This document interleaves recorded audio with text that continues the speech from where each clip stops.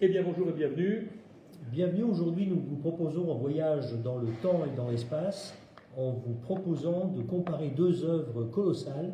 Il s'agit d'une part des aventures de Tintin et Milou et de l'autre côté des aventures romanesques de Jules Verne avec ses voyages extraordinaires. Exactement. Merci à Frédéric Couvert qui ne s'est pas présenté, donc qui est un de mes amis, moi-même Stéphane Salor.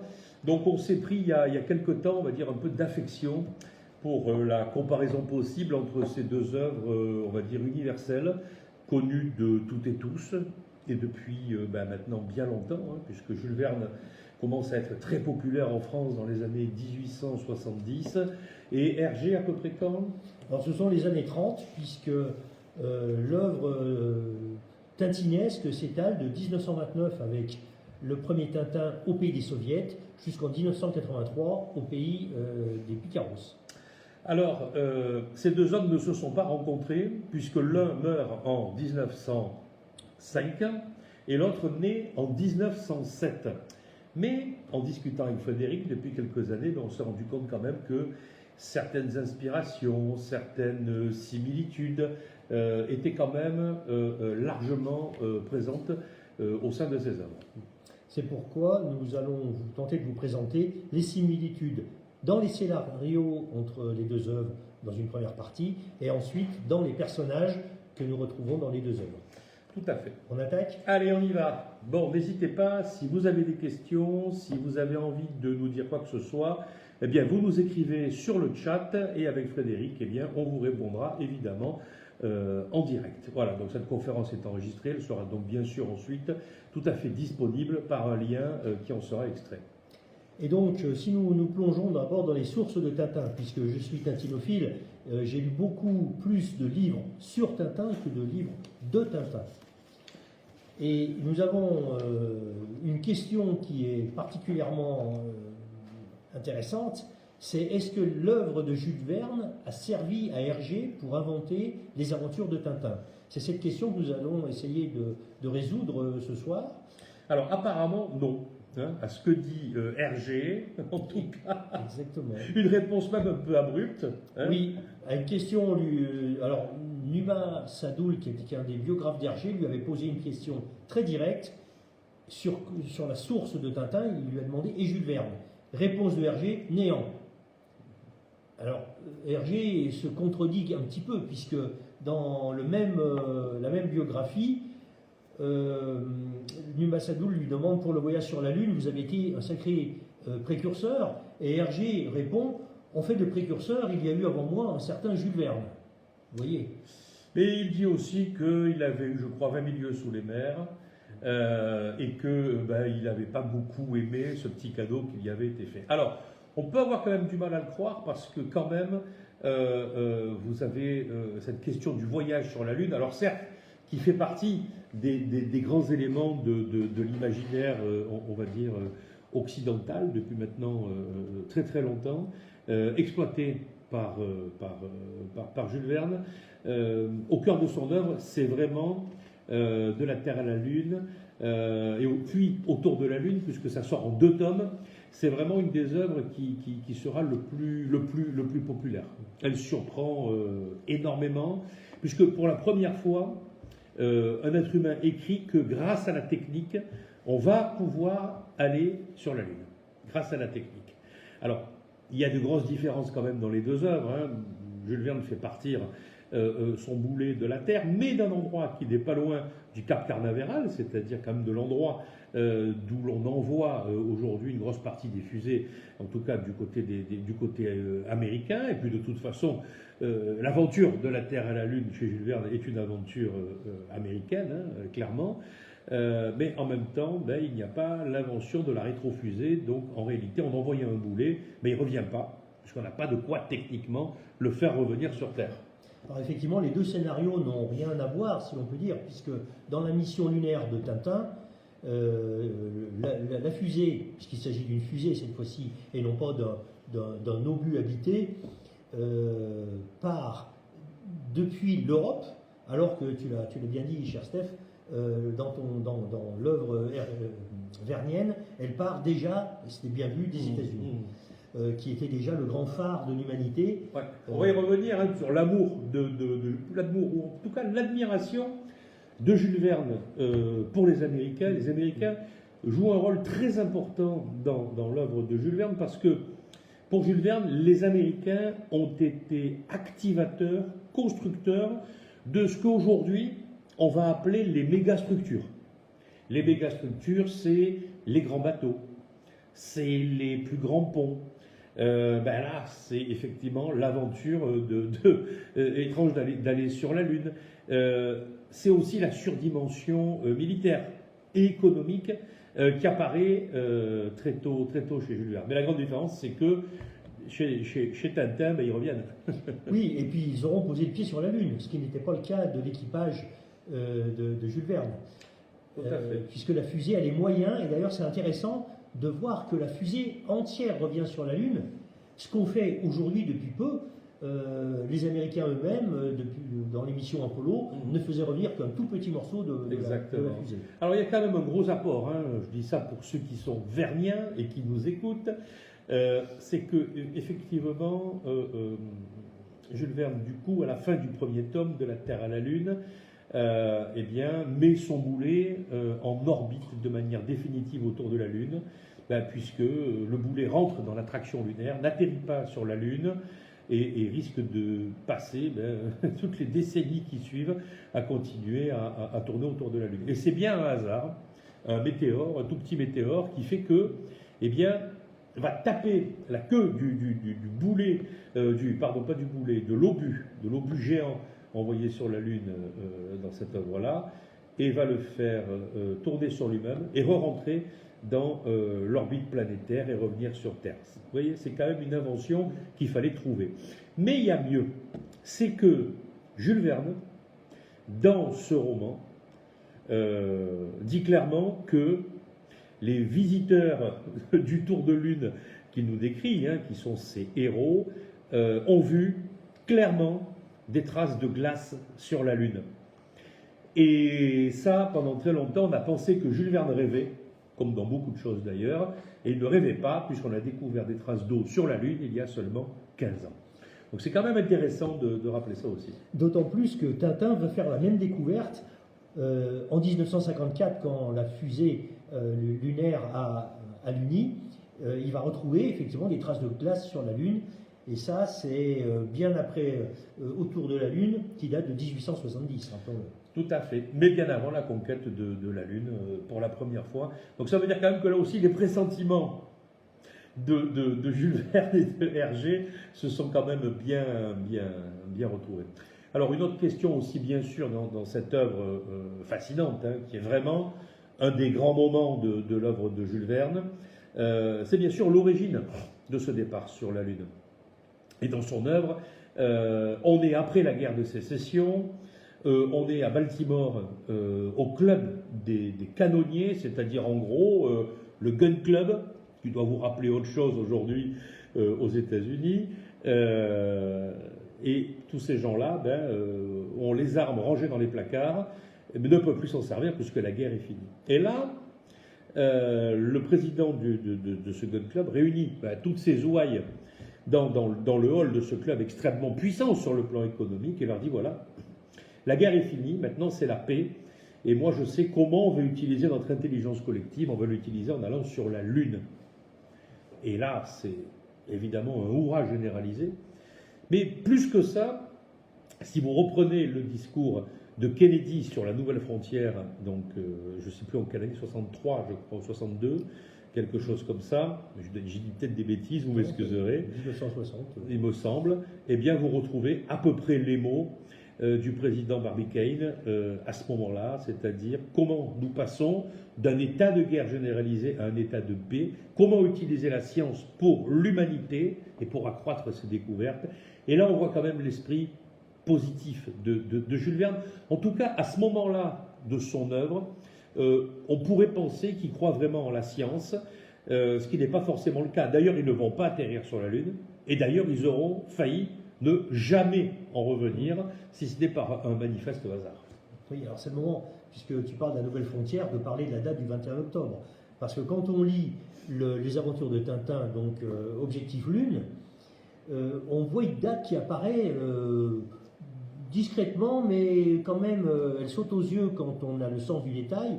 Il y a un calendrier géant dans lequel on peut voir la date très distinctement du 21 octobre, quand le professeur Tournesol annonce à ses deux invités, que sont Tintin et le capitaine Haddock, il leur annonce son projet d'aller sur la Lune. Et bien sûr, ces deux invités n'en reviennent pas et ne le prennent pas au sérieux avant de se laisser embarquer un peu malgré eux dans cette aventure. Et on retrouve cette même date dans de la Terre à la Lune, écrit par Jules Verne, cette fois-ci en 1865. C'est un 21 octobre que Barbicane annonce au Congrès réuni son projet fou d'aller sur la Lune. Alors comment expliquer cette coïncidence? Eh bien, on ne sait pas trop. Pour Jules Verne, il se pourrait que ce 21 octobre soit la date fétiche de Magellan, qui découvre, on va dire, l'autre partie du monde, on va dire, à cette date, au moment de sa circumnavigation. C'est pas impossible.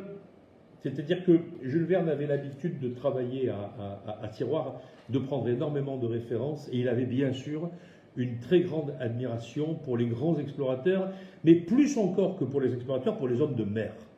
La mer joue dans l'œuvre de Jules Verne un point essentiel. Alors là, vous avez vu, je tends la perche à mon camarade là, par rapport bien sûr au capitaine Haddock, mais pas que, nombreuses aventures de mer aussi chez son Tintin. Et effectivement, c'est tout à fait possible que ce soit ça. Mais il y a aussi le passager inconnu. Et alors ce 21 octobre, pourquoi alors chez Hergé? Alors chez Hergé, je me suis posé la question aussi.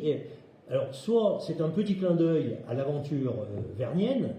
Vous savez, Hergé était friand de clin d'œil, il mettait souvent des personnages au second plan qui lui rappelaient quelqu'un ou des noms qui étaient cités au passage. Mais je pense peut-être que, connaissant l'œuvre d'Hergé, il a peut-être fait une référence au coup de Trafalgar, puisque le 21 octobre 1805, cette fois-ci, c'est la bataille de Trafalgar, où les Français se sont retrouvés pris par surprise, voire par traîtrise, entre les mains de la flotte de Nelson. Et effectivement, à l'appui de ma démonstration, enfin de mon hypothèse en tout cas, il y a une référence au coup de Trafalgar dans le même album, quand le capitaine Haddock se prend une antenne par derrière. Et il le dit. Et il le dit, qui m'a fait ce coup de Trafalgar. Et effectivement, l'annonce du 21 octobre pourrait représenter un piège, puisque Tintin et Haddock étaient venus en simples touristes et ils se retrouvent malgré eux embarqués sur la Lune. C'est la deuxième hypothèse qui est peut-être la bonne. Mais vous admettrez, chers téléspectateurs, chers amis, que ce sont maintenant, vous le voyez, c'est un peu ce qu'on veut vous dire avec Frédéric, une multiplication de hasards qui sont liés à plusieurs choses. On vous dira ce qu'on en pense un peu plus tard, mais quand même, c'est vrai que l'aventure absolue pour les humains, la singularité de la découverte de la Lune, nécessité de mobiliser effectivement un certain nombre de ressources intellectuelles spécifiques des deux côtés, et on retombe sur des dates quand même qui se ressemblent. Alors, encore une petite chose aussi, c'est le passager inconnu. Le passager, alors, chez Jules Verne, c'est un type qui s'appelle Michel Ardan, qui a l'anagramme du nom Nadar, et Nadar était le photographe en vogue à l'époque de Jules Verne, en tout cas celui aussi qui a fait les portraits que vous connaissez de Jules Verne si vous regardez sur Internet. Et il se trouve que ce Michel Ardan, dont on ne veut pas à bord du Goulet, est un Français, bien sûr. Et donc, Jules Verne, il est gentil parce que c'est un Français. Il est un peu fou, mais il est peint plutôt comme un homme téméraire, comme un homme volontaire, comme quelqu'un qui a envie de quelque chose, qui est presque prêt à mourir pour un idéal. Et alors c'est intéressant puisque dans Tintin, il y a également un passager surprise, en tout cas à l'origine, c'est un passager clandestin, mais c'est un espion d'une puissance étrangère qui veut mettre la main sur la fusée lunaire. Et d'ailleurs l'opération qu'ils ont désignée s'appelle l'opération Ulysse, on comprend pourquoi. Exactement. Avec le cheval de Troie. Exactement. Et alors c'est là c'est assez savoureux, le directeur de la base de Clos, en Sildavie, félicite Tintin en lui disant vous représenterez la jeunesse généreuse et ardente. Ardente, tiens donc, Tiens n'est-ce pas une allusion à Michel Ardant. Ardant. Voilà, donc quelques clins d'œil hein, pour commencer, pour vous y intéresser, pour vous mettre un peu dans l'atmosphère de réflexion qui est la nôtre avec Frédéric. Et là, vous commencez quand même à voir quelques fondamentaux. Alors, on va peut-être revenir en quelques secondes, si tu es d'accord, un peu sur des éléments de biographie. Alors, on est passé très vite sur les biographies de nos deux très grands auteurs. Hein. Donc, toi, bien sûr, Georges Rémy, moi, Jules Verne. C'est pas un nom d'emprunt, c'est son vrai nom. Hein. Il est né en 1828 à Nantes et il est mort en 1905 à Amiens, après un séjour pas très long à Paris, dont il s'est extirpé, la vie parisienne, on va dire, ne lui convenant pas à 100%, en tout cas ne convenant plus à ce qu'il cherchait de la vie.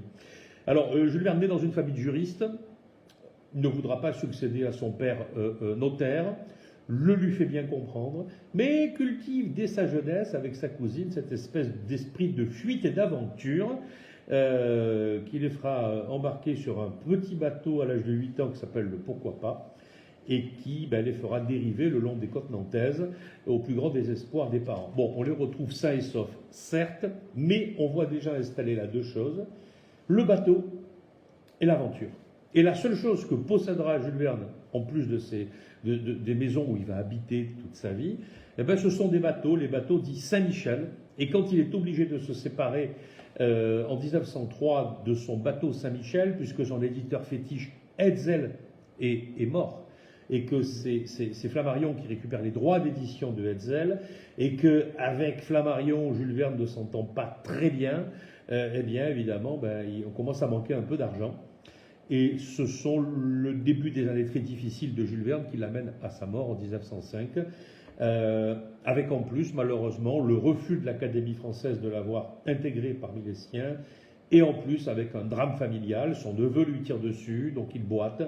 Et donc ce que l'on sait moins encore, c'est que quand vous connaissez la très belle et grande maison qu'il avait au cœur d'Amiens, jusqu'en 1903, il est obligé de la vendre, et obligé de se rapatrier dans un appartement qui est pas loin. Il y a une toute petite plaque, et c'est là qu'il va finir ses jours.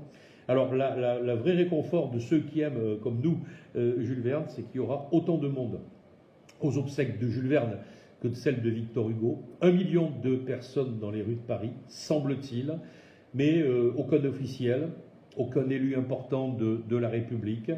Eh bien, parce que Jules Verne était finalement, mon cher Frédéric, peut-être un peu un marginal dans son temps, trop en avance, peut-être un peu décrié par une époque qui voulait moins douter de ses aventures industrielles et économiques.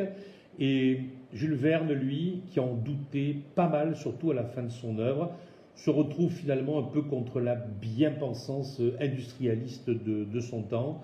Et on lui reprochera jusqu'au bout d'avoir eu l'écriture d'un journaliste, plus que d'un écrivain, d'un littéraire profond. Il assumera tout, et effectivement, si vous lisez ses œuvres, vous verrez qu'il y a une plume à la fois extrêmement légère et alerte, parce que ce qu'il faut savoir, et je pense que Frédéric va compléter là aussi avec bonheur, puisque c'est similaire, à l'époque on sortait d'abord des romans dans des feuilletons, c'est-à-dire dans des hebdomadaires ou des revues mensuelles, et qu'à la fin seulement on coalisait tout ça et on en faisait un livre. Voilà. Ça, c'est la vilaine réputation qu'a eu Jules Verne, journaliste et pas écrivain de livres. Et également, il a fait peut-être trop de contes pour enfants quand il était jeune. Alors, non pas la bibliothèque rose ouverte à laquelle vous pensez, où vous avez lu peut-être des Jules Verne, qui sont des versions condensées, c'est pas ça du tout, mais bien d'autres ouvrages de littérature et de contes enfantins. Ça faisait pas sérieux. Et un mec qui écrit des contes pour enfants ne peut pas être assez sérieux pour rentrer à l'académie. Voilà un peu les reproches qui seront adressés à notre pauvre Jules Verne. Alors, autre point commun entre nos deux auteurs, c'est qu'effectivement, Hergé, quand il commence sa carrière, écrit pour les enfants. Hergé, qui est belge, qui fait partie du mouvement du scoutisme à l'origine, a des talents d'écrivain, de dessinateur en tout cas, et de scénariste, et il met en musique les aventures des scouts de Bruxelles. Tiens. Je ne savais pas ça. Et en plus, Tintin est reporter, donc journaliste. journaliste. Et Tintin est journaliste. Ce que l'on reproche quelque part à Jules Verne d'être dans son style. D'accord. Bien sûr. Alors, un journaliste curieux, puisqu'on ne le voit jamais travailler pour un journal, même s'il est dit reporter du petit 20e. Ça sert plutôt d'alibi pour partir aux quatre coins du monde, mais jamais on ne voit Tintin écrire un article de journal, si ce n'est dans les soviets, où là quand même c'est tout au début. Alors que Jules Verne a fait quand même quelques articles, alors qu'effectivement il est très passionné, il est fasciné par la science, il est fasciné par son temps, Jules Verne. Il veut vraiment connaître son époque à fond. Il a des sources documentaires qui sont extrêmement multiples. Il est finalement un peu, Jules Verne, le dernier à peut-être avoir dans notre pays tout connu de tout, ou à peu près tout de presque tout. Voilà. C'est ce qu'on appelait, souvenez-vous, à la Renaissance, au Moyen-Âge, l'honnête homme. L'honnête homme, c'était celui qui avait une culture générale étendue. Et il y a une époque où on pouvait connaître beaucoup de choses sur la médecine, les sciences et techniques, les papillons. Bon, aujourd'hui, c'est plus possible. Ce sont des savoirs trop élaborés. Mais Jules Verne voulait être vraiment l'héritier des honnêtes hommes, c'est-à-dire le légataire d'un savoir universel. Une encyclopédie vivante. Alors, passons à une autre œuvre majeure. C'est La chasse aux météores de 1908, qui est posthume, puisque Jules Verne, tu l'as dit, est mort en 1905, qu'on peut mettre en miroir avec L'Étoile mystérieuse, écrite par Hergé en 1942. D'ailleurs, c'est assez étonnant de comparer les deux scénarios. Dans les deux cas, il y a une météorite qui est repérée par un savant plus ou moins fou, dans les deux cas, qui prédisent une collision qui va être évitée de justesse, mais avec des rebondissements.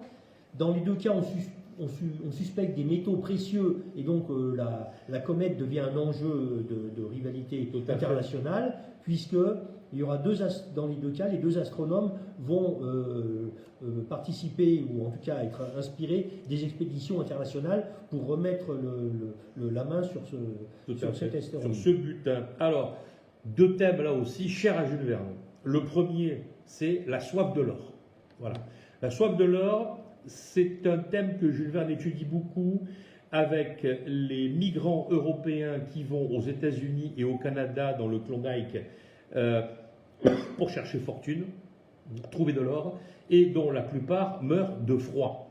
Et là, il a écrit une œuvre tout à fait intéressante qui s'appelle Le Volcan d'or, dans laquelle il nous décrit des routes entières décimées de corps, de femmes, d'hommes, d'enfants, de chevaux, de nourrissons, qui ont voulu aller jusqu'à ce volcan qui était censé cracher de l'or. Donc en gros, le mythe de l'Eldorado, vous voyez, qui continue à revenir, dont on reparlera d'ailleurs un peu plus tard, et en fait ça ne sert à rien. Et Jules Verne n'aime pas l'or.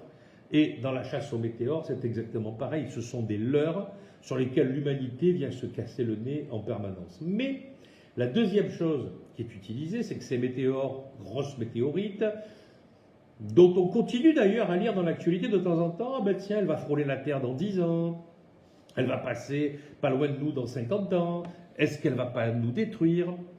On reprend là aussi une thématique qui est effectivement celle de la fin du monde. Alors, on va en parler parce qu'elle est très drôle dans Tintin. Et chez Jules Verne, l'hypothèse de la fin du monde existe, mais ne se réalise pas. C'est-à-dire que Jules Verne la met toujours sous l'angle d'une mythologie mal digérée pour quelque part tromper les gens. Effectivement, la fin du monde paraît tout à fait légitime dans l'Étoile mystérieuse, l'Étoile mystérieuse est écrite en 1942, en pleine Seconde Guerre mondiale. Donc on est vraiment dans l'apocalypse annoncée. Continuons, mon cher Stéphane, tu as dû remarquer dans Tintin, l'album de l'Étoile mystérieuse, il y a un prophète fou qu'on appelle Philippulus.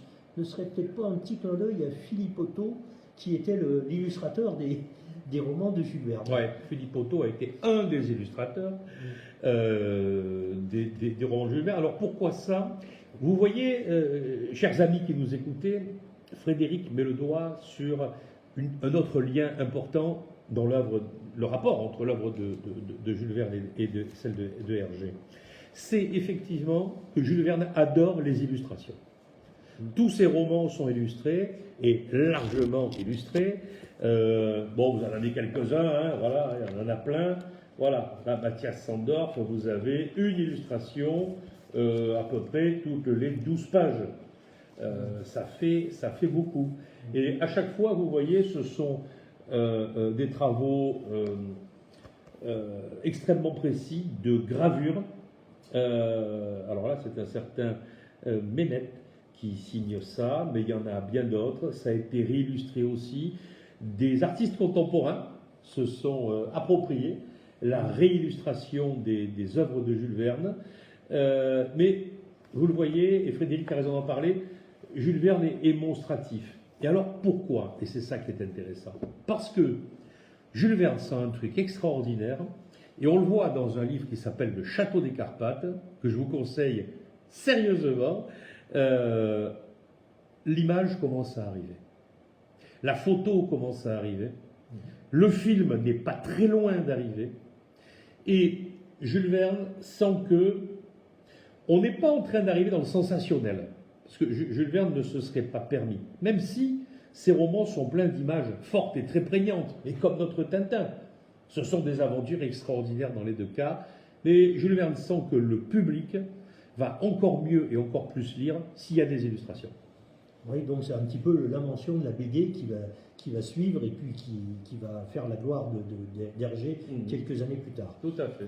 Alors il y a également deux œuvres qu'on peut mettre en miroir, c'est 5 semaines en ballon, 1863, et Tintin au Congo, en 1931. Ouais.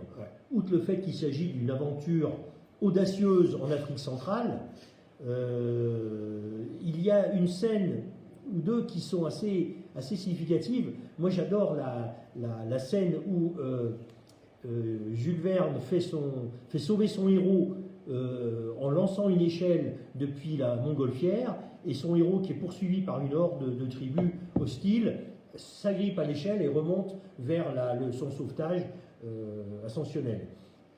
À la fin de Tintin au Congo, on a exactement la même scène. C'est assez frappant. Tintin est poursuivi, cette fois-ci, c'est par un troupeau de buffles, c'est pas une tribu hostile, et l'engin qui lui envoie une échelle salvatrice, c'est un avion.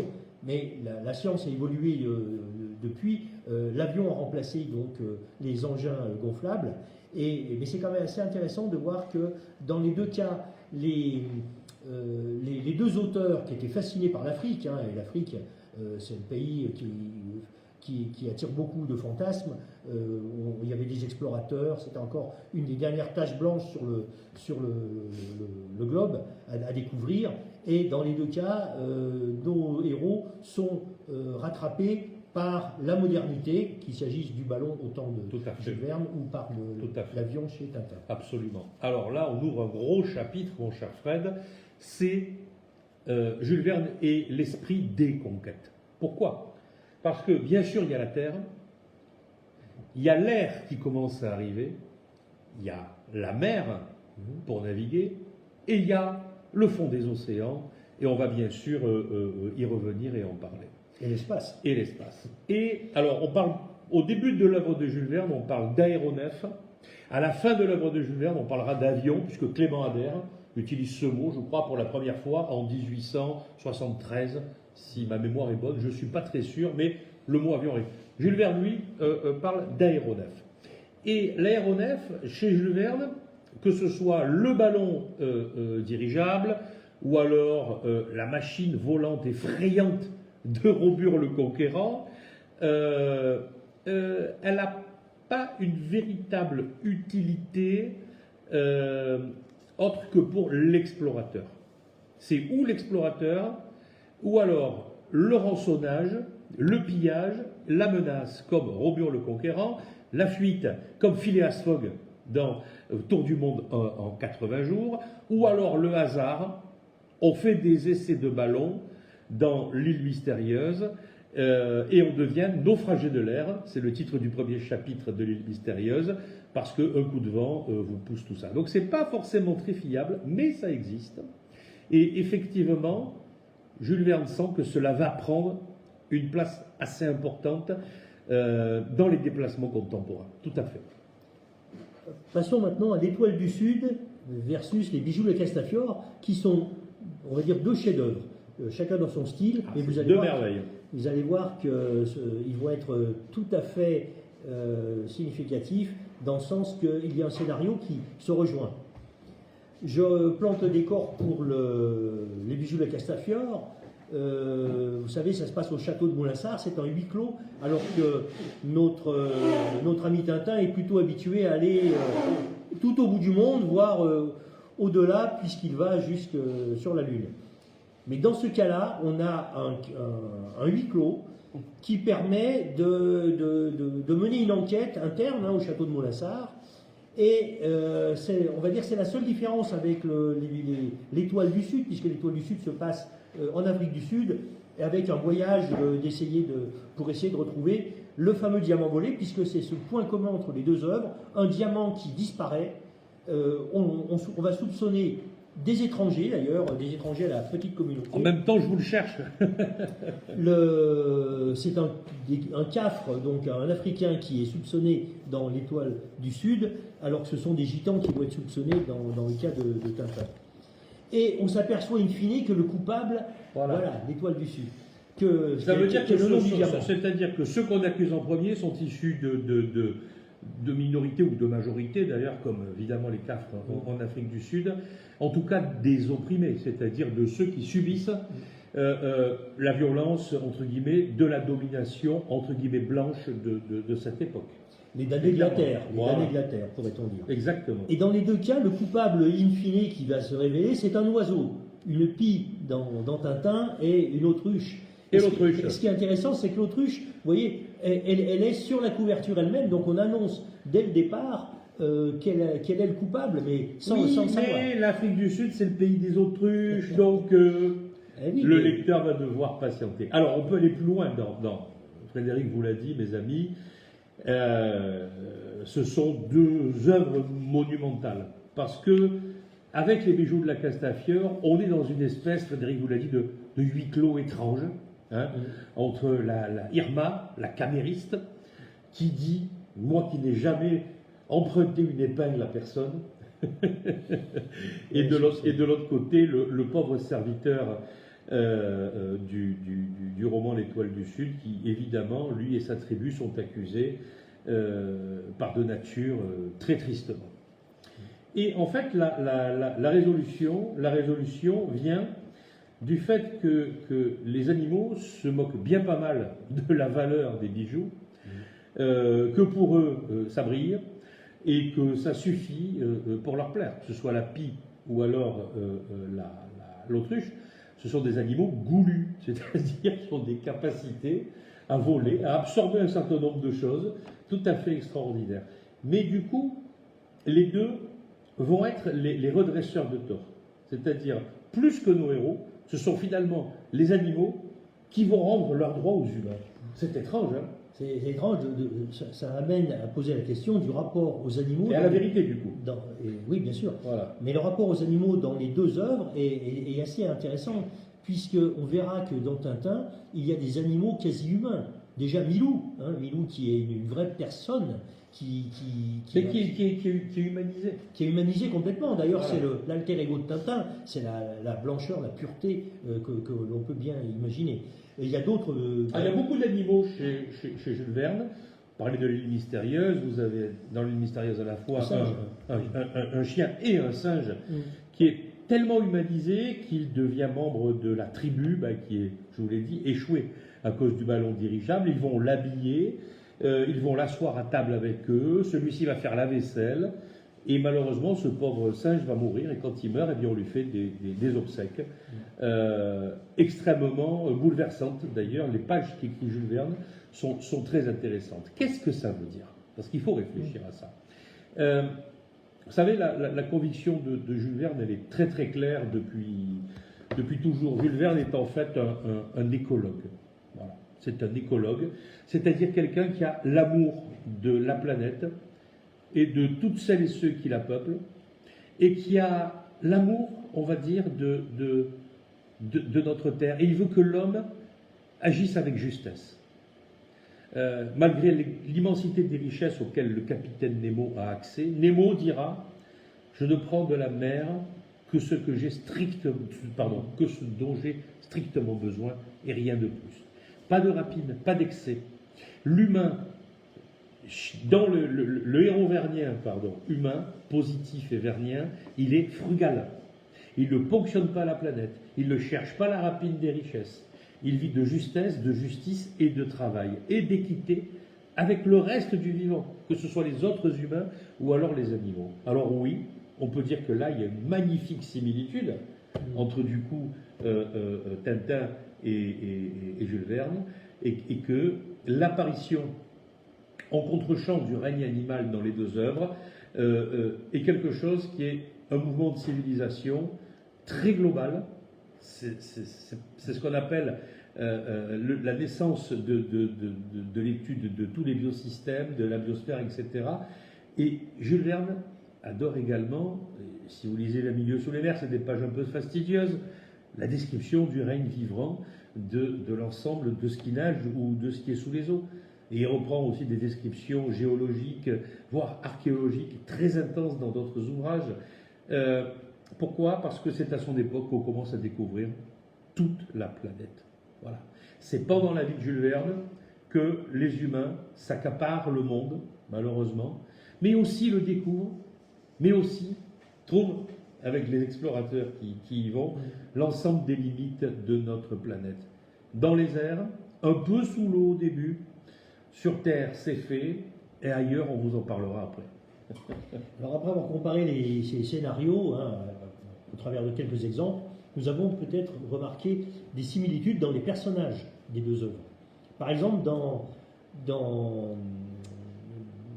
un certain Herbert Brown, qui apparaît dans l'île mystérieuse, on peut y voir peut-être un certain Tintin, puisque Tintin est un orphelin, comme Herbert Brown, qui est pris sous l'épaule quelque peu paternelle d'un capitaine, en tout cas d'un vieux loup de mer. C'est le cas dans Herbert Brown, et puis c'est le cas bien sûr de Tintin avec Haddock, bien entendu. Ils ont à peu près le même âge, d'après Hergé, Tintin avait entre 15 et 18 ans. Voilà. Alors pourtant il sait conduire des voitures, des avions, etc., voire même une fusée, mais voilà, il reste éternellement jeune. Je vais rajouter un détail qui n'en est pas un. Que ce soit Hergé via Tintin ou les héros de Jules Verne, qui sont en général des scientifiques, des vieux garçons, des veufs, comme Barbicane par exemple, dont on parlait, Phileas Fogg, on ne sait pas trop, et puis bien d'autres, la galerie commence à s'épaissir. Ils mettent l'amitié, la confraternité, la beauté du hasard de la rencontre au-dessus de l'amour, qui est pour eux un idéal de vie qui n'est pas primordial. On vit en groupe chez Tintin. Chez Tintin, on a exactement le même cas. Le professeur Tournesol, Haddock, Tintin sont des célibataires endurcis, voilà, et qui vivent ensemble leurs aventures. C'est sa cohorte, sa camarilla. Et en fait, tous ces gens-là sont soudés, comme on dit, à U et à dia. C'est-à-dire qu'on peut être pas d'accord, on peut s'engueuler, on peut faire des bêtises, mais au final, il en sort quelque chose, un ordre créatif. C'est très intéressant. Et le binôme vernien, c'est toujours un monsieur âgé, spécialiste, un peu tête en l'air, et son neveu, beaucoup plus jeune, plus fort, bien sûr, plus robuste, qui apprend. Et ces binômes-là, moi je trouve, sont très humanistes. Vous connaissez tous l'adage. Ah, si vieillesse pouvait, ah, si jeunesse savait. Et c'est vraiment, on peut résumer l'aspect binomal du regard vernien sur les échanges humains par cette phrase: la tête et les deux jambes. Mais je caricature parce que les jeunes gens sont rarement sots chez Jules Verne. Par contre, ils sont avides d'apprentissage et ils sont respectueux du savoir. Donc on n'est pas dans la confrontation. On est vraiment dans quelque chose qui se développe au même moment. On pourra en parler évidemment dans Les Indes Noirs, mais ça c'est dans un instant. Et alors justement, la complémentarité entre un jeune audacieux, intrépide et un vieux loup de mer expérimenté, ça c'est une recette qui marche pour toutes les aventures. Hein. Je crois que c'est comme ça depuis que le monde est monde. Il faut ce couple, ce duo extraordinaire. D'ailleurs, je vais vous parler du capitaine Haddock, puisque on peut le mettre aussi en regard de Bonaventure Pencroff, donc le fameux loup de mer dont je vous parlais à l'instant. Pencroff, c'est dans l'île mystérieuse. C'est dans l'île mystérieuse qu'il apparaît, effectivement, hein, comme Herbert Brown. Et alors, c'est pas mal, ça s'appelait Bonaventure pour un marin loup de mer, comme tu connais le prénom du capitaine Haddock. Ah bon? Non, Archibald. Archibald Haddock. D'accord. Alors, dans les deux cas, ce sont des marins expérimentés, hein, même si Pencroff est plus breton. Alors, c'est des rudes, c'est presque des rustres, hein, mais attention, très décisionnels. Et ces gens-là, que ce soit Jules Verne ou Hergé, eh ben, nos deux auteurs les font intervenir dans des moments décisifs, ce qui est très intéressant. Pas rare qu'ils sauvent la vie des autres. Oui, absolument. Puis c'est un peu une présence rassurante, paternaliste. Oui, il y a un côté paternaliste. Et tout à fait excessif aussi, puisque dans les deux cas, vous savez, le capitaine Haddock, c'est 1000 milliards de mille sabords. Pencroff, son juron préféré. Il y a Scolopendre. Il y a Scolopendre. Il y en a 300 d'insultes du capitaine Haddock. Bachibouzouk, bien sûr, moule à gaufre et j'en passe. Et la bordée d'injures préférée de Pencroff, c'est 1000 pipes quand même. On n'est pas loin des 1000 sabords. Intéressant. On n'est pas loin. Donc là, vous retrouvez dans le tableau qu'on vous dépeint avec Fred, l'amour de Jules Verne pour les gens de mer. Il adore les gens de mer. Alors, vous ne le savez peut-être pas, mais le cœur de l'œuvre de Jules Verne, c'est 20 milieux sous les mers, mais lié à l'île mystérieuse, puisque c'est dans l'île mystérieuse que le capitaine Nemo fabrique son fameux Nautilus. Et puis, vous avez entre les deux un petit roman qui s'appelle Les aventures de Jean-Marie Cabidoulin, maître tonnelier à Brest. Et là, c'est toute une histoire. Et dans ce petit fascicule que peu de gens ont lu, mais moi qui me fascine, vous avez un maître tonnelier qui fait des cauchemars parce que il pense que finalement, il a eu de la chance jusque-là. Les tonneliers à l'époque, ils montent sur les bateaux pour aller chercher la graisse des baleines. Hein. Bon, parce qu'à l'époque, on se chauffe et on s'éclaire surtout à la graisse de baleines. Donc c'est une industrie absolument considérable. Et donc, comme Cabidoulin fait des cauchemars, qu'est-ce qu'il dit? La prochaine fois que je monterai dans un bateau, eh bien, ce sera une catastrophe. Donc, j'y vais pas. Je monte plus. Or, un énorme bateau doit partir de Brest. Cet énorme bateau a un tonnelier qui est trop malade.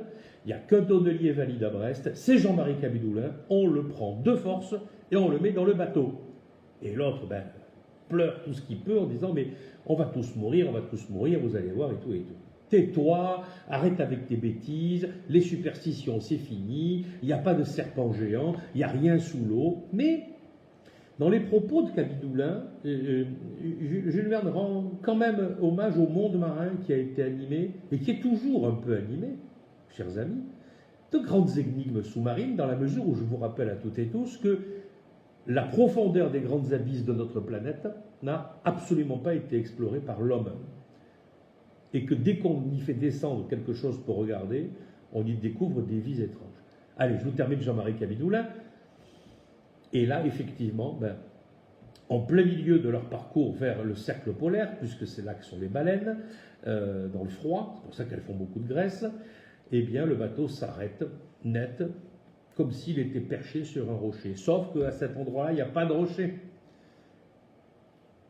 Alors, il est perché sur quoi? Il s'est arrêté sur quoi?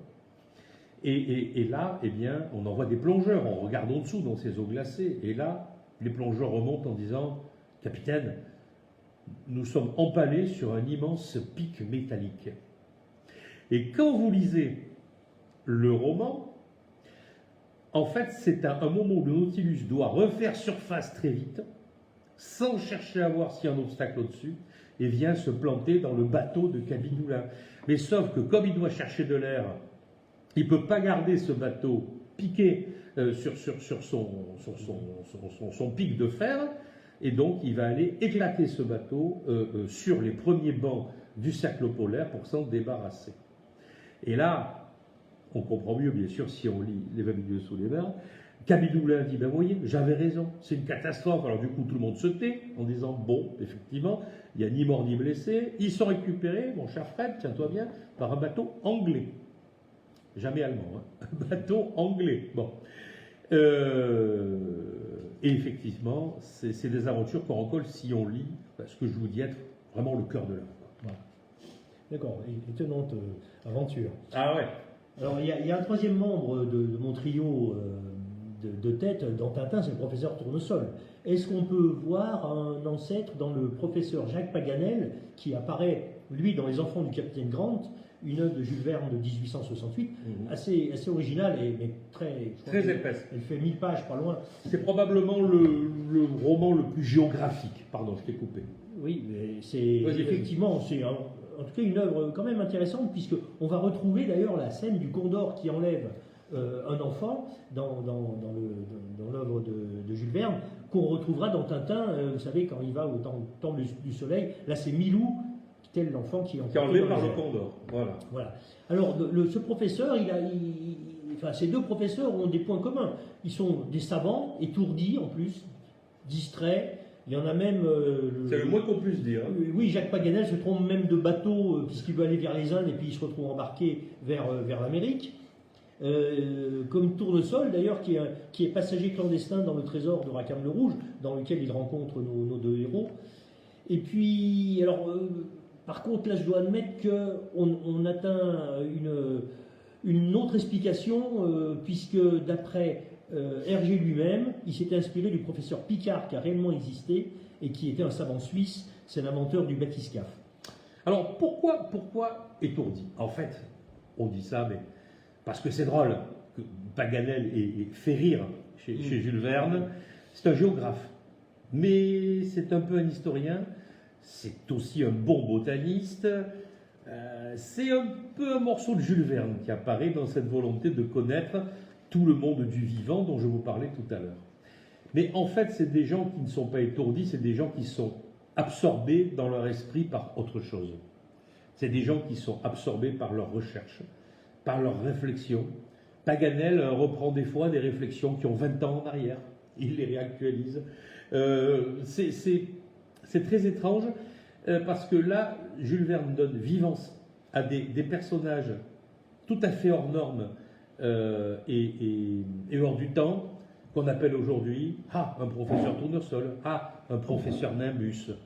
C'est-à-dire des gens qui vont uniquement dans leur logique à eux, dans leur recherche à eux, et qui quelque part n'acceptent pas d'être dérangés par les affaires humaines telles qu'elles courent. Mais attention, pareil que nos marins tout à l'heure, ils amènent toujours une pierre à la résolution de l'énigme et de la situation. Oui, dans les deux œuvres, dans Jules Verne, les savants sont omniprésents, au même titre que Tournesol, qui ne quittera plus Haddock et Tintin à partir du moment où il apparaît. Et il y a toujours, ça met une once de technicité, de modernité et d'humour aussi, puisque leur distraction est légendaire. Tout à fait. On a deux autres personnages qui apparaissent. Alors, c'est intéressant parce que ça va nous amener sur le rapport de Jules Verne à la justice ou aux institutions en général. À l'État, j'avais parlé des Dupont. De manière générale, etc. Allez, vas-y sur les Dupont. Alors, les Dupont sont les représentants de l'autorité de l'État dans Tintin, effectivement. Mais en même temps, on tourne en dérision cette institution étatique, en tout cas policière, puisque les Dupont sont les pires policiers du monde. Ils sont gaffeurs. Ils sont incompétents et ils servent vraiment à rien. Ils servent pas à grand chose, effectivement. Mais ils font rire. Mais voilà. Mais en réalité, c'est plus profond que ça. C'est plus profond que ça, en tout cas chez Jules Verne. Tu vas nous en parler, mais moi, ils me font penser aux détectives Greg et Fly qu'on retrouve dans Les Tribulations d'un Chinois en Chine, écrit en 1879 par Jules Verne. Tout à fait. Puisque dans les deux cas, les Dupont se ressemblent, même s'ils ne sont pas frères jumeaux, puisqu'il y a Dupont T et Dupont D. Greg et Fly n'ont pas les mêmes noms, mais ils sont cousins, donc il y a quand même un certain air de famille, on peut imaginer. Donc ce sont dans tous les cas des quasi-sosies. Et puis surtout, ils ont les mêmes tics de langage. Quand les Dupont répondent, je dirais même plus, à celui qui vient de terminer sa phrase, Greg et Fly, quand un commence sa phrase, l'autre la termine. Par exemple, êtes-vous prêt? Un répond pas et l'autre répond encore. On a le même type de langage. Alors, donc, on est là sur un truc très intéressant, qui est la gémellité intellectuelle devenant physique de gens qui ne sont pas jumeaux. Voilà. Non, mais c'est quand même impressionnant. Ça veut dire quoi? Je crois que ça renvoie nos deux auteurs, là encore c'est un très gros point commun, quelque part, sur leur méfiance contre tout ce qui peut atteindre une forme de liberté. Et je vais vous dire pourquoi. Chez Jules Verne, on est en train de découvrir la totalité du monde par l'exploration et, hélas, la colonisation. Et Jules Verne sent bien une chose, c'est que derrière les explorateurs, il y a l'armée, il y a l'État, il y a la police, il y a les normes et les institutions. Et en réalité, les héros verniens se baladent dans un monde qui ne connaît pas encore totalement la notion de frontière. Et en tout état de cause, et c'est très triste, mais c'est la vérité à cette époque, l'homme blanc se balade là où il veut, sans prouver grand-chose de qui il est, ni de ce qu'il veut là où il va. Alors, Jules Verne n'en abuse pas, évidemment, mais il nous décrit un monde dans lequel il sait que tout va changer, et il montre déjà, d'ailleurs, les tensions géopolitiques qui vont être à l'œuvre dans bien des romans qu'il écrit, que ce soit l'Archipel en feu, avec le problème de la guerre entre la Grèce et la Turquie, que ce soit bien sûr l'Étoile mystérieuse, avec l'oppression du peuple d'Afrique du Sud par les colons boers d'origine hollandaise. Il pointe tout ça du doigt. Et il nous montre vraiment, en fait, pour qui voulait les lire, chers amis, les failles de ce monde faussement harmonisé et faussement adouci par le travail d'exploration et de colonisation des Européens. Et ça, je pense que c'est un contre-champ du regard à apporter à l'œuvre de Jules Verne, qui, je vous l'ai dit, n'a jamais été un chantre ni un défenseur de la colonisation, ce qu'on lui a beaucoup reproché sur la Troisième République, qui était une république, vous le savez, colonisatrice. Et à partir de là, policiers, fonctionnaires, eh bien, c'est simple, hein, Jules Verne fait dégager de son œuvre tout ce petit monde. Voilà. Le sens de l'action du personnage vernien, c'est la décision qu'il prend, son libre arbitre, la manière dont il partage cette décision et la manière dont tout cela va aboutir à quelque chose de favorable pour toute l'humanité. Il n'y a pas d'État. Il y a du libre arbitre humaniste, positif, pas manichéen d'ailleurs, c'est toujours complexe l'énigme vernienne, voire très complexe, pour aboutir finalement à quelque chose qui est une position d'équilibre acceptable, et toujours aujourd'hui. Oui, les deux héros, enfin ceux de Jules Verne ou ceux d'Hergé, sont des électrons libres qui se déplacent au gré des frontières sans y porter plus d'attention que ça. Ce sont des citoyens du monde.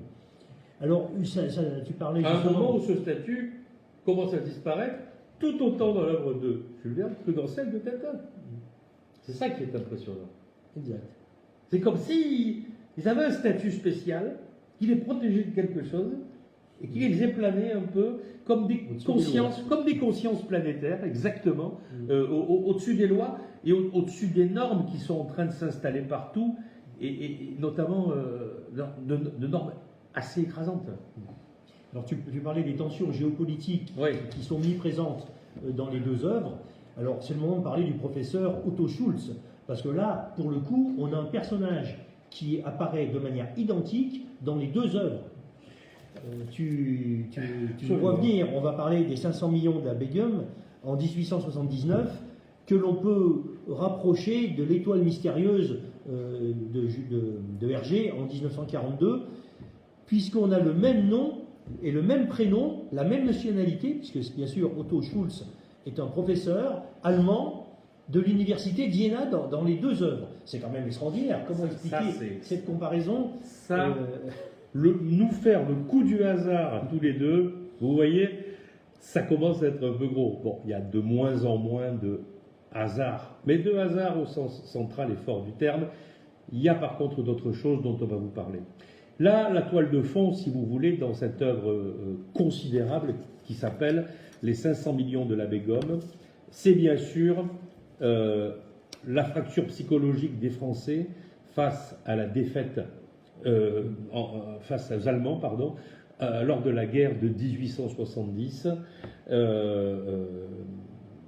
dans le cadre de la charge de Reichshofen, que vous connaissez peut-être, et de la défaite dite de Sedan, qui fait que la France va être amputée de l'Alsace et de la Lorraine et devoir payer 3 milliards de francs or à l'Allemagne de dette de guerre.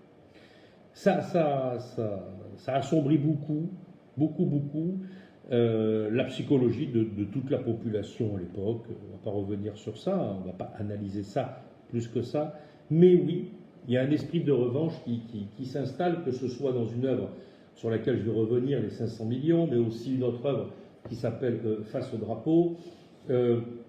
C'est un peu... c'est le seul moment, finalement, où Jules Verne est un peu chauvin. Voilà. C'est le seul moment où il dit, bon ben merde, quand même, c'est notre pays, c'est mon pays. Mais c'est le seul moment. Mais il ne va pas s'attaquer à la terre entière. Il ne va pas s'attaquer à l'Allemagne non plus. Il va s'attaquer à une typologie d'Allemands, à une catégorie d'Allemands bien précise. Les Prussiens. Les Prussiens, industriels et scientifiques. Je vous resitue rapidement l'énigme des 500 millions de la Begum. La Begum, héritière du plus grand Maharaja de l'Inde, meurt, laisse, tenez-vous bien, une fortune de 500 millions de francs or. Le plus gros pactole du monde. Elle va le diviser comme un yin et yang entre deux individus. Le professeur Schultz, qui est effectivement un universitaire spécialisé dans l'acier et l'armement, et de l'autre côté, le bon docteur Sarrazin, qui lui est un philosophe proudhonien, médecin, mais qui veut la santé pour tous et la vie idéale. Donc on est vraiment yin et yang, hein, c'est le moins qu'on puisse dire. D'un côté, l'allemand destructeur, et de l'autre côté, le bon médecin français. Sauf que tout ce petit monde, pour hériter de cet argent, doit aller s'installer aux États-Unis, à la frontière d'un État dont malheureusement j'ai oublié le nom pour l'un, et de l'autre d'à côté pour l'autre, et chacun va devoir construire sa ville idéale. Schultz vous bâtit une usine géante. C'est la Ruhr.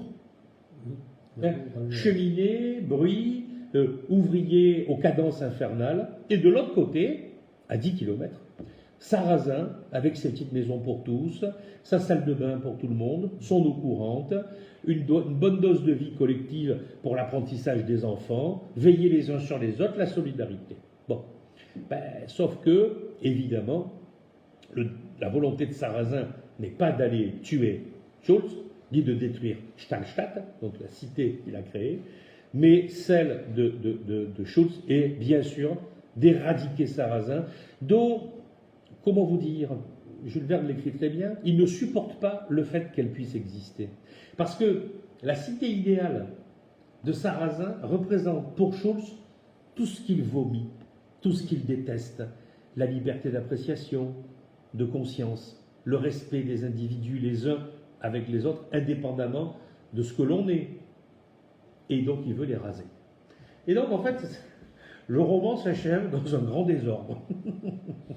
Puisque du jour au lendemain, Stahlstadt, donc la cité diabolique de Schultz, s'arrête de cracher des fumées, les ouvriers s'en vont tous, les machines-outils s'arrêtent, il n'y a plus de bruit, il n'y a plus rien.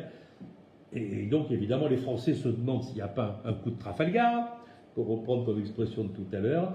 Et donc Sarrazin et son neveu, tiens, qui est lorrain, voilà, qui est lorrain, bravo, exactement, merci, vont aller jeter un œil là-bas. Et tenez-vous bien, chers amis, je ne vais pas faire long parce qu'on a encore beaucoup de choses à vous dire, mais tenez-vous bien.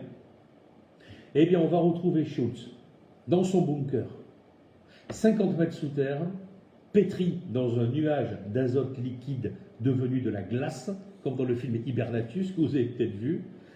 Et il est mort en fait en faisant une expérience pour faire un obus de cryogénisation pour détruire la cité de Sarrazin, et l'obus lui a pété à la figure. Mais quand même, mort dans un bunker à 50 mètres sous terre. Pour un Allemand, dans une ville industrielle, je pense que ça devrait vous rappeler quelque chose. Ouais. C'est évident. Mais ce qui est très étrange, c'est quand même, c'est qu'un type comme Jules Verne écrive ça au tournant des années 1870, alors que la fin du Reich, c'est en 1944. Donc tout ça est quand même extrêmement intéressant aussi. Alors moi, je n'utilise jamais la notion de prophétie pour parler de l'œuvre de Jules Verne, je n'aime pas. Je pense qu'il a eu en tête des conjectures et qu'il a extrapolé des conjectures, notamment sur le rapport science-technique et politique. Alors, j'ai effectivement deux explications moi, sur cette coïncidence du professeur Schulz ou du docteur Schulz, puisque Hergé le fait apparaître, donc je le disais, dans l'Étoile mystérieuse, écrit en pleine occupation allemande. Donc tu vois déjà un clin d'œil. On est un peu dans une optique de confrontation avec l'Allemagne, que ce soit après la guerre 1870 chez Jules Verne ou pendant la Seconde Guerre mondiale avec Hergé. Et effectivement, pour moi, alors on peut imaginer que Hergé se soit inspiré de ce personnage, mais je pense que c'est d'une manière indirecte. C'est-à-dire qu'il y avait peut-être, grâce à Jules Verne d'ailleurs, je veux bien l'admettre, une réputation d'un méchant allemand qu'on appelait Schulz, parce que Schulz est vraiment un nom allemand très, très commun. Et Hergé, en 1942, qui voulait peut-être faire acte de résistance passive sous l'occupation, puisqu'il a continué à écrire ou à dessiner à cause de la censure, il était obligé de composer avec l'ennemi. Et il a peut-être utilisé cette figure du méchant allemand que tout le monde avait peut-être oublié en 1942, mais il a réussi à le glisser et ça a été une forme de résistance passive. On peut l'imaginer, d'autant plus qu'en se référant à l'université de Iéna, et Iéna est une victoire de Napoléon contre les Prussiens en 1806, donc double fait. Bravo mon cher, effectivement. On voit le fin connaisseur de l'histoire. Je crois qu'on vous a bien planté ce maillage, si vous voulez, de ce que la guerre peut laisser aussi chez nos deux auteurs, hein, chez Hergé et chez Jules Verne, de traces psychologiques, personnelles, de déchirures, et vraiment, Jules Verne est là au milieu. Il n'utilise pas ça souvent non plus dans ses œuvres, c'est pas le cœur de son œuvre. On lui a reproché de ne pas en faire assez, d'ailleurs, de se consacrer beaucoup plus à autre chose qu'à ça, alors que la France, à ce moment-là, commence à se braquer sur la ligne bleue des Vosges, comme on dit, c'est-à-dire à ne penser vraiment qu'à recommencer la guerre, et ce sera la guerre de 14-18. Ensuite, tout le monde le sait. Provoqué par l'Allemagne. Provoqué par l'Allemagne, effectivement. Tout à fait. Alors, arrivé à la fin de cette démonstration, il faut quand même se poser la question, alors, est-ce que c'est une coïncidence énorme entre les deux œuvres, ou bien c'est une inspiration, voire un plagiat d'une certaine manière, de l'un sur l'autre, de nos deux auteurs. Alors, si on essaye de se pencher sur l'hypothèse d'une coïncidence un peu magique, c'est vrai que Hergé a toujours nié s'être inspiré de Jules Verne, qui n'aurait lu que 20 milieux sous les mers, et encore, il était enfant. Et en plus, voilà. Mais on peut comprendre qu'il y avait une fierté d'Hergé de dire Tintin, c'est moi, hein, comme Flaubert disait Madame Bovary, c'est moi. Donc Hergé n'a pas eu d'enfant, on peut imaginer que son seul fils légitime, en tout cas, c'était Tintin, et il voulait absolument avoir l'entière paternité et ne pas pouvoir la reposer sur quelqu'un d'autre. Mais on peut très bien imaginer que Hergé disait vrai en disant je n'ai jamais lu Jules Verne, mais il a peut-être vu les films de Jules Verne au cinéma, puisque Hergé était cinéphile. Il a pu voir les œuvres de Jules Verne adaptées au cinéma dans les années 20, ou les illustrations nombreuses d'ailleurs des livres dont tu parlais, de Philippe Otto, etc. En fait, le pari entre guillemets que nous faisons, Frédéric et moi, nous pensons deux choses. La première, c'est que manifestement Hergé n'a pas menti, parce que de toute façon, il n'y aurait pas eu de déshonneur manifeste à dire qu'il adorait Jules Verne, qu'il aimait Jules Verne. Ça n'aurait rien enlevé. Peut-être même rajouter encore, mais ça n'aurait rien enlevé. L'analyse que l'on fait, si vous voulez, c'est qu'en réalité, le travail de Jules Verne est un travail de mise en paradigme du monde sous toutes ses coutures. C'est-à-dire qu'il a été très loin dans l'étude de toutes les possibilités humaines qui allaient devenir le paysage de la modernité. Il l'a fait sur à peu près une trentaine d'années seulement, dans un contexte d'inspiration où il a toujours 5, 6, 7 ouvrages de travail en même temps, plus des correspondances avec le monde entier, plus des lectures quotidiennes de dizaines de magazines, plus une équipe qui réalisait des notes de synthèse pour lui sur un certain nombre de domaines qui le passionnaient. Autrement dit, plutôt que de Jules Verne, on va parler, ce serait presque, allez, je vais dire des bêtises, mais ce n'est pas une intelligence artificielle, mais c'est une intelligence globale que le système vernien et la manière de Jules Verne de travailler.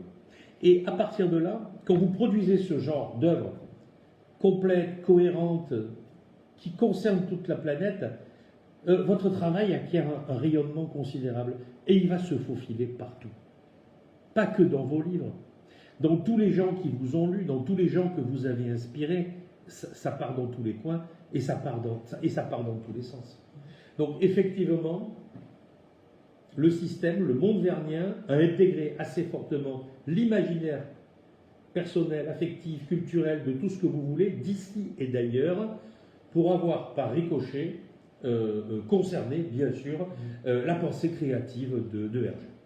Oui, c'est exactement, c'est coïncidence dans son pas en fait, puisqu'on imagine que deux grands auteurs comme sont Hergé et Jules Verne, chacun dans leur siècle, ont été confrontés à une révolution. Alors c'est la révolution industrielle de la fin du 19e siècle sous Jules Verne, mais c'est aussi celle du 20e siècle pour Hergé, un demi-siècle plus tard. Ces deux grands auteurs ont réussi à se confronter à un monde qui était en perpétuel changement. Ils ont essayé d'anticiper des évolutions qu'ils pressentaient, que ce soit dans les domaines de la technique ou des aventures aux quatre coins du monde. Et puis, ils ont eu cette chance, je parle des héros de nos deux grands auteurs, ont cette chance formidable d'avoir une liberté qui leur permet d'aller où ils veulent, de s'opposer aux grands et d'être le petit grain de sable qui empêche les projets néfastes des méchants qui sont présents dans toutes les œuvres. On peut dire que ce sont des témoins d'un monde en changement, et c'est pas étonnant dès lors qu'ils aient eu les mêmes approches, les mêmes techniques de rédaction ou d'illustration dans les deux œuvres. Et je vais rajouter que, on va commencer à conclure, ils ont les deux mêmes ennemis, finalement. Tout à l'heure, tu parlais de la bordurie de l'acide Davy, on peut parler des Picaros, on peut parler de plein de choses. Le premier ennemi du héros de Jules Verne et de Tintin, ce sont les tyrannies, ce sont les dictatures. Et en tout cas, chez Jules Verne, le second ennemi, c'est cette technologie que la conscience ne maîtrise plus et qui amène l'homme à se prendre pour Dieu, en tout cas pour le maître du monde. Et ça, c'est les deux bornes dans lesquelles navigue l'œuvre de Jules Verne. Le héros, il est toujours là au milieu. Et il arbitre toujours favorablement sur la raison des libertés individuelles, où celles de l'un ne peuvent pas valoir celles de l'autre, quelle qu'en soit la vie politique qui peut être concernée, ou la tyrannie qui peut être décrite, et que de l'autre côté, le capitaine Nemo, mes amis, il finit par faire lui-même exploser le fruit de sa cogitation et son Nautilus, parce qu'il a compris une chose, c'est qu'il s'était trompé de rêve. Il avait réalisé un rêve technologique, et ce rêve était incapable de changer l'humanité positivement. Et il y a un bon mot du général de Gaulle à propos de Tintin, que je vais vous relater. De Gaulle a dit « Au fond, je n'ai qu'un seul rival international, c'est Tintin. Nous sommes tous les deux des petits qui s'opposeront aux grands. Dans mon cas, ça se voit moins à cause de ma taille. » Fermez les guillemets. C'est excellent. C'est excellent. Alors, et il y a une autre phrase aussi qu'on voulait vous citer. Oui, c'est celle de Michel Serres. Michel Serres. Alors, je pense que Michel Serres arrive à réconcilier nos deux auteurs. Mais bien sûr. Puisque ce sera le mot de la conclusion. Il a dit, finalement, Hergé est le Jules Verne du XXe siècle. Vous voyez. Voilà. on va d'abord vous remercier d'être venu nous écouter. Alors avec Frédéric, on fait des conférences sur ce thème-là, un peu à la demande. On en fait devant certains clubs services, on en fait pour des amis, on en fait aussi parce que ça nous fait plaisir. Vous voyez, on parle de deux personnages qu'on aime beaucoup. On y met du cœur. Et c'est étrange, mais chaque fois qu'on en parle, on apprend des choses en plus, tous les deux. Exactement. On s'apprend des choses. Des fois, moi, je lui dis, tiens, j'ai lu ça, regarde un peu. Et lui, pareil. Et en fait, ça enrichit. Mais alors, ce qui est intéressant, c'est que ça va toujours dans le même sens. Ça nous donne raison. Ces deux grands esprits sont reliés par une force mystérieuse qui est en fait celle d'une humanité possible. Voilà. Voilà, et j'espère qu'on vous aura redonné envie de relire ou de lire Jules Verne ou Tintin.